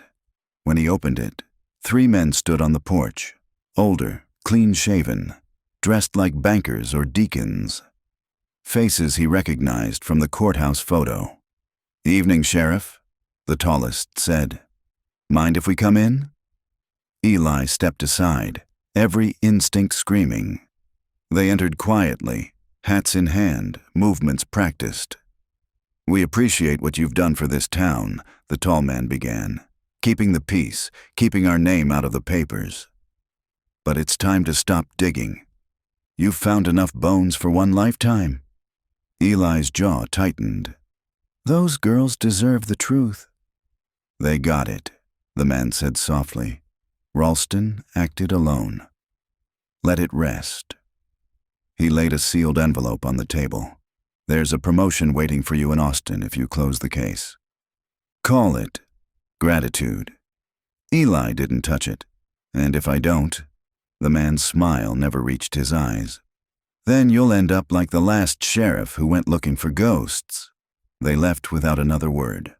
The sound of their car fading down the road was louder than thunder. Eli stared at the envelope. Inside, he could feel the weight of a check or a threat. Maybe both. He lit a match, dropped it onto the envelope, and watched it burn. Jonas called minutes later. "Lydia just found a note. Says he's one of us. She's scared, Eli." Eli's voice hardened. "Tell her to lock the doors. And keep the lights on. You think they'll come after her? I think they already have." Around midnight, the rain stopped. The town lay quiet, blanketed by mist. In the diner, Lydia sat alone with the lights blazing. Every creak of the building sounded like footsteps. Through the window, she saw the faint reflection of the Ferris wheel beyond the trees, its rusted frame catching the moonlight. Then, in that reflection, another movement, a figure stepping onto the porch. She turned toward the door just as the bell jingled. "Sheriff?" she started, but froze. It wasn't Eli. The man smiled, eyes cold as marble. "Evening, Miss Pike. I'd like to talk about your sister." The man who entered Lydia's diner didn't belong to the present. He carried the stillness of old photographs.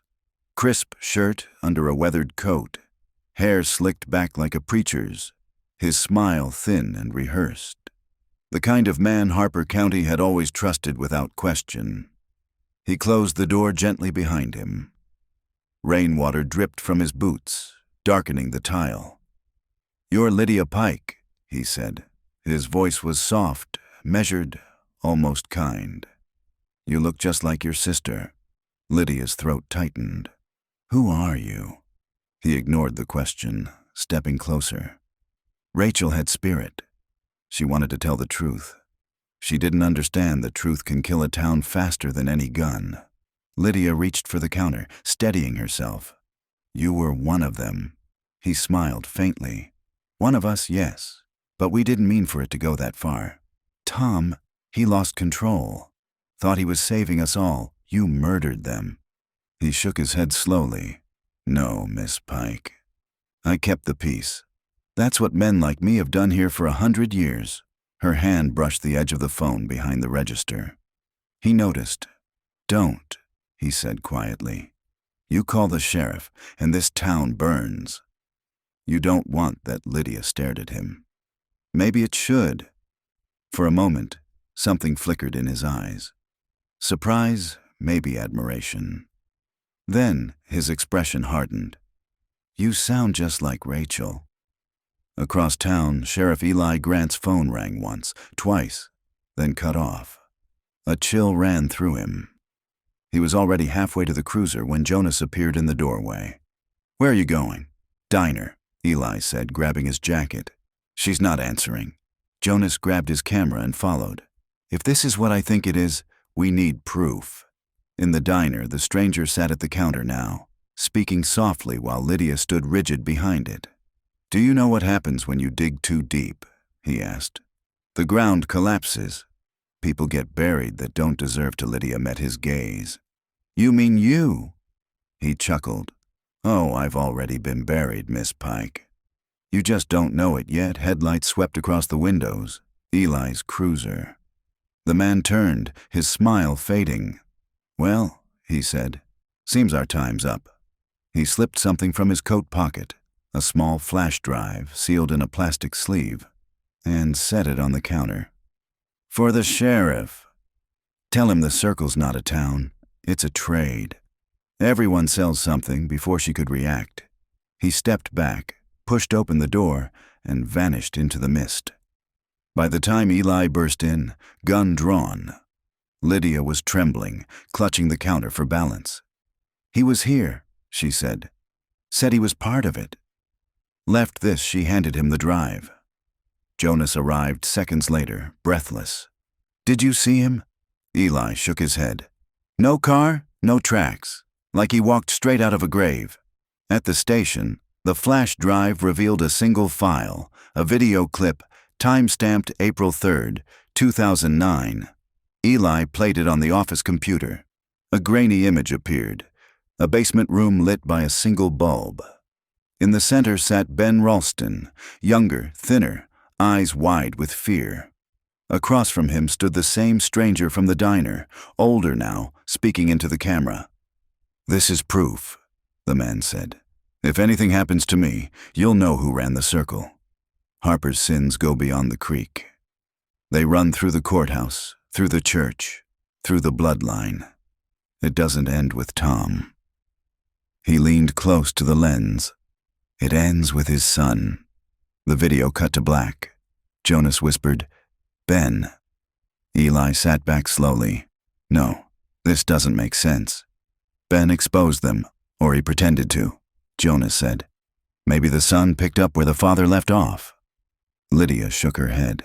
"No, he was a child when it happened." "Children grow up watching what power looks like," Jonas replied. The next morning, the state investigators arrived. The DA from Austin, the same voice who'd told Eli to stand down, walked into the sheriff's office with a briefcase and a polite smile. "Sheriff Grant," he said smoothly, "we appreciate your work here." "We'll take it from here," Eli crossed his arms. "That video shows a conspiracy still operating in this county. You expect me to hand that over?" "That's exactly what you'll do," the DA said. "Evidence chain protocol." Jonas muttered, "That's not a request." Eli studied the man's eyes. "You're part of it, aren't you?" The DA's smile didn't falter. "Careful, Sheriff. Paranoia can ruin a career." He reached for the flash drive. Eli let him take it, but not before slipping a duplicate copy from his desk drawer into his pocket. That night, the rain returned. Lydia couldn't sleep. Every time thunder rolled, she saw her sister's face. Rachel laughing under the Ferris wheel lights, a ghost of the last summer they'd shared. She rose, wrapped a coat around her shoulders, and walked outside. The town was silent except for the soft hiss of rain. She crossed the square, drawn toward the faint glow of the fairground lights. From across the field, she saw someone standing by the Ferris wheel, still as a statue. She stopped. "Rachel?" she whispered, half a prayer, half a plea. The figure tilted its head, and lightning flashed, revealing not her sister, but Ben Ralston, his eyes gleaming with something feral and broken. "Shouldn't have kept digging," he said softly. The rain thickened into a silver curtain, muting the world to breath and thunder. Lydia stood frozen by the fairground gate, water sliding down her face. Ben Ralston watched her through the downpour, motionless except for the twitch of his jaw. The Ferris wheel loomed behind him like a rusted halo, each bolt glinting when lightning cracked the sky. "Ben," she called. Her voice trembled but didn't break. "You don't have to do this." He stepped closer. "Don't I?" His hair was plastered to his forehead, eyes bright with a feverish light. "My father built this town on lies, Miss Pike. You think anyone else can live with that truth? They all helped him. The church, the deputies, even the school board. They paid to keep the blood quiet." Lydia's heart pounded. "You could have told someone," You could have stopped it, I tried. He laughed once, high, sharp, brittle. When I showed them the tapes, they told me I was sick, said I was hearing ghosts. He lifted something from his coat pocket, a pistol, old and blued, the kind the county issued in the 80s.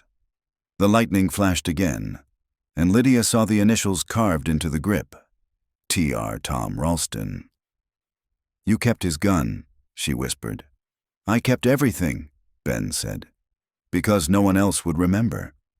Eli and Jonas reached the fairground minutes later, their headlights cutting through the storm. The radio had gone dead miles back. The wind howled through the open window as they skidded to a stop on the mud. They saw her first. Lydia, standing in the floodlight's edge, hands raised. And Ben, the gun steady at his side. Eli stepped out slowly, palms open. Ben, put it down. Ben turned, rain streaking his face like tears. You found the tapes. You heard him. You know what he did. I do, Eli said. And that's why this has to end right here. You're not your father. Ben shook his head. No, I'm worse. I believed him when he said Harper needed protecting. I thought maybe the town deserved saving, but all it ever wanted was silence. He gestured toward the Ferris wheel. You see that? That's the heart of it. That's where they met, where they made their deals, where they buried my mother's faith in this place. You think you can clean that with one arrest? Jonas edged closer, camera hidden under his jacket, recording every word. Ben, he said carefully, if you want the truth to live, you've got to leave us alive to tell it. For a moment, something flickered in Ben's expression. A flash of the frightened boy he'd once been. Then thunder rolled again, and his face hardened. She was there too, he said quietly. The night the girls died. My mother. She saw Ralston drive off with them. She told me years later, when the whiskey finally broke her silence. Said she thought he'd taken them home. His voice dropped to a whisper. When she found the blood on his boots, she tried to leave. He made sure she never did. Lydia's knees weakened. He killed her? Ben nodded. Buried her in the woods behind the house. Said she'd run away. Eli stepped closer. Then you know what happens when men like that keep the badge. Don't become him. Ben looked down at the gun. It's the only thing of his I ever kept. He raised it slowly toward his own chest. If I end it, the circle dies with me. Eli lunged. The gun fired, one deafening crack that shattered the night. For a second, no one moved. Then Ben crumpled, the weapon slipping from his hand, smoke curling into the rain. Eli knelt beside him, pressing a hand to the wound. Stay with me, Ben. Stay with me. Ben's eyes fluttered. He wasn't alone, he whispered. Look, under the church. His hand went limp. The rain washed a thin ribbon of blood across the mud, carrying it toward the creek that had started everything. At sunrise, paramedics took the body away. Lydia sat wrapped in a blanket on the back bumper of an ambulance, silent. Jonas crouched beside her. He said, under the church. You think he meant records? Bodies? She stared toward the horizon, where the first light touched the rusted Ferris wheel. Maybe both. Eli joined them, face drawn, eyes rimmed red. I called a team. We'll start digging as soon as the ground dries. Whatever's under there, we finish this. Lydia looked at him. And when we do? Eli took a slow breath. Then Harper finally gets to choose what it wants to be, quiet or honest. That evening, the rain finally stopped. The fairground sat empty again, puddles reflecting a bruised sky. Jonas packed his camera gear into the trunk, hesitating before closing it. You going to give this footage to the state? Eli shook his head. Not yet. Truth has a way of dying in paperwork. He looked toward the creek. The water had risen, calm now, as if nothing had ever stirred its depths. We'll find what's under that church, he said. And then we tell it all. By dawn, Harper County was slick with fog and ash-colored light. The rain had stopped, but the earth still steamed from the storm. The church stood on the hill at the edge of town, St. Matthew's, white-clapboard walls leaning under the weight of decades. Lydia, Jonas, and Sheriff Eli Grant watched from the road as a small excavation team assembled near the foundation. Yellow tape fluttered in the damp breeze. Eli's voice was low. Ben said, "Under the church. If he was right, we'll know soon." Lydia clutched her coat tighter.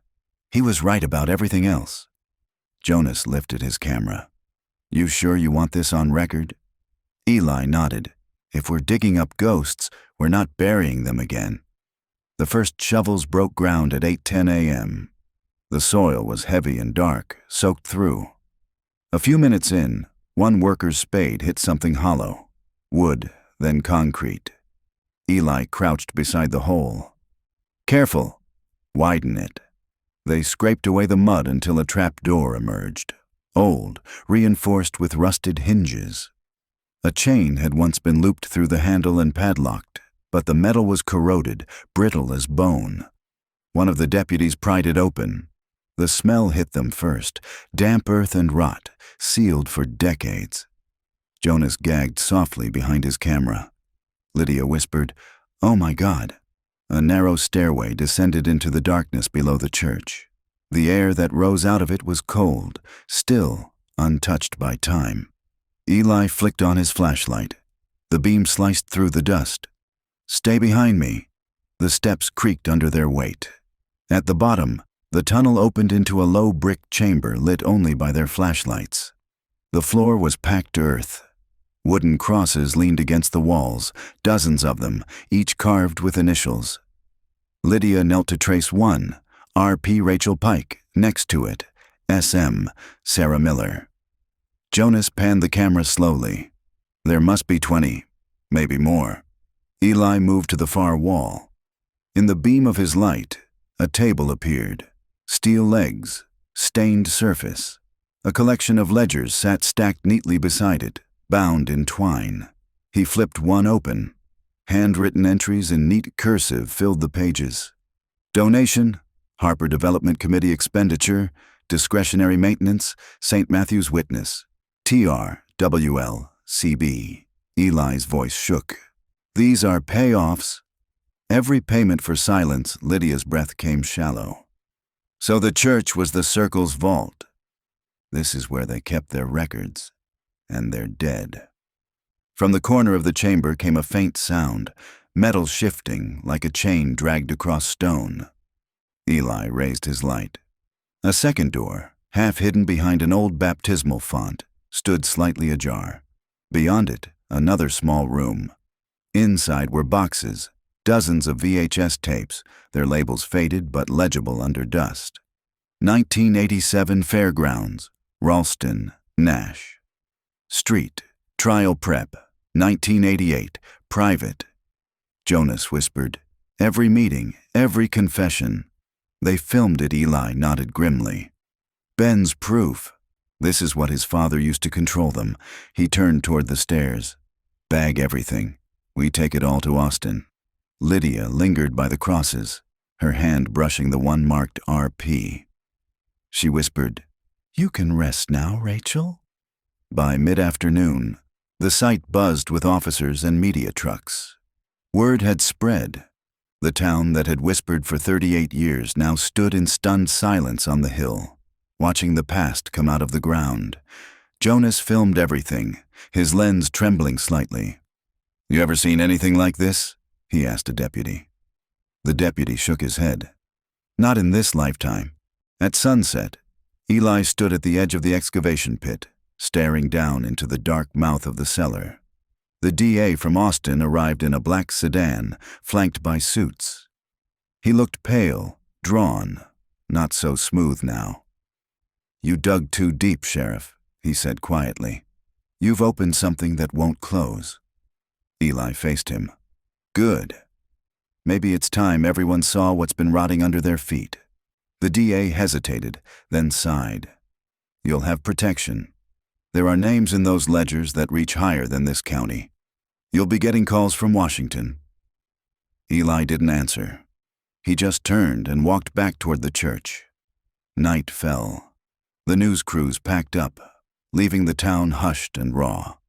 Lydia stood alone near the porch steps of the church. The smell of soil and rain hung heavy in the air. Eli joined her, hands in his pockets.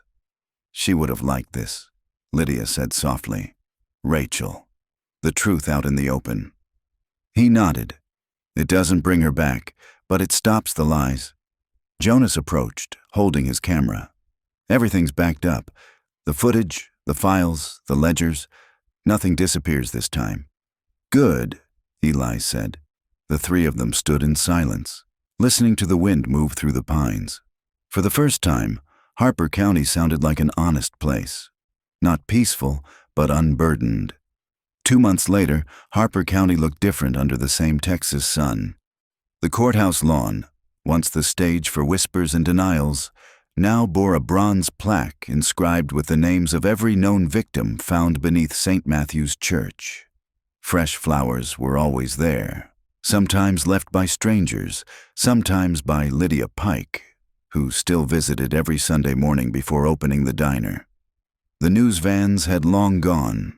So had the men in suits.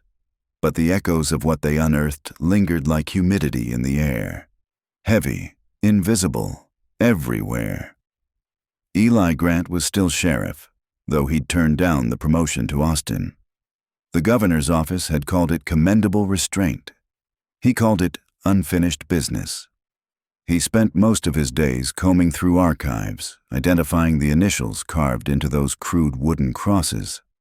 37 in total. Not just Sarah and Rachel. Women, drifters, men who disappeared from the county between 1971 and 1989. Lives quietly erased while the circle preyed above them. Eli's deputy found him one morning sitting in the church basement, staring at the empty space where the crosses had been removed. "You still looking for ghosts?" the deputy asked gently. Eli smiled faintly. "Just listening to make sure they're gone." Jonas Kells sold his footage to a national network 6 weeks later. The documentary aired under the title, The Circle Beneath Harper County. It opened with his voiceover and closed with a line that made even Eli's throat tighten. The past doesn't rest until someone stands still long enough to hear it breathing. The film won awards, but Jonas didn't care much for interviews. He moved out to a small ranch near Llano, said he liked the quiet. When people asked if he ever feared for his life after exposing the circle, he would simply say, "Fear's what keeps the truth from rotting." Lydia Pike reopened the diner. She changed its name from Marcy's Place to Rachel's Table. Locals came from counties away, ordering pie and coffee just to sit in silence near the woman who had brought her sister's story home. Sometimes, when the lunch rush quieted and the ceiling fan hummed its slow rhythm, Lydia would look toward the window and imagine Rachel sitting in her old booth, sunlight spilling across her freckles, her laugh caught in the air. She never spoke of the night at the fairgrounds again, but each year, on the anniversary of her sister's disappearance, she left a single blue ribbon tied to the Ferris wheel's lowest beam. One cool autumn morning, Eli stopped by the diner. The air smelled of coffee and cinnamon. Lydia poured him a cup and asked, "You ever sleep?" He chuckled softly. "Sometimes." "You?" She shook her head. "Not when it rains." They sat in silence for a while, the kind that comes after long wars. Outside, kids played in the square, their laughter echoing off the storefronts that had once hidden secrets. "I keep thinking," Lydia said finally, "what if Rachel and Sarah hadn't been curious that night? What if they'd just gone home?" Eli looked at her. "Then someone else would have disappeared. Maybe both of us would still be living in a lie." Lydia nodded. "I guess truth always finds a way." He smiled. "Eventually." That evening, Eli drove out of town and stopped near the fairground. The Ferris wheel was a skeleton now, dismantled and fenced off. He stood where the creek curved past the field, the same creek where everything had begun. The water was calm, reflecting the bruised colors of sunset. He knelt and tossed a pebble in. Ripples spread wide, then disappeared. For a moment he thought he heard voices in the wind, laughter, faint and familiar. Maybe memory, maybe something deeper. Either way, it felt like forgiveness. He whispered into the quiet, "Rest. Now." Then he turned, the sky darkening behind him, and walked back toward the lights of a town learning, finally, how to live in the open.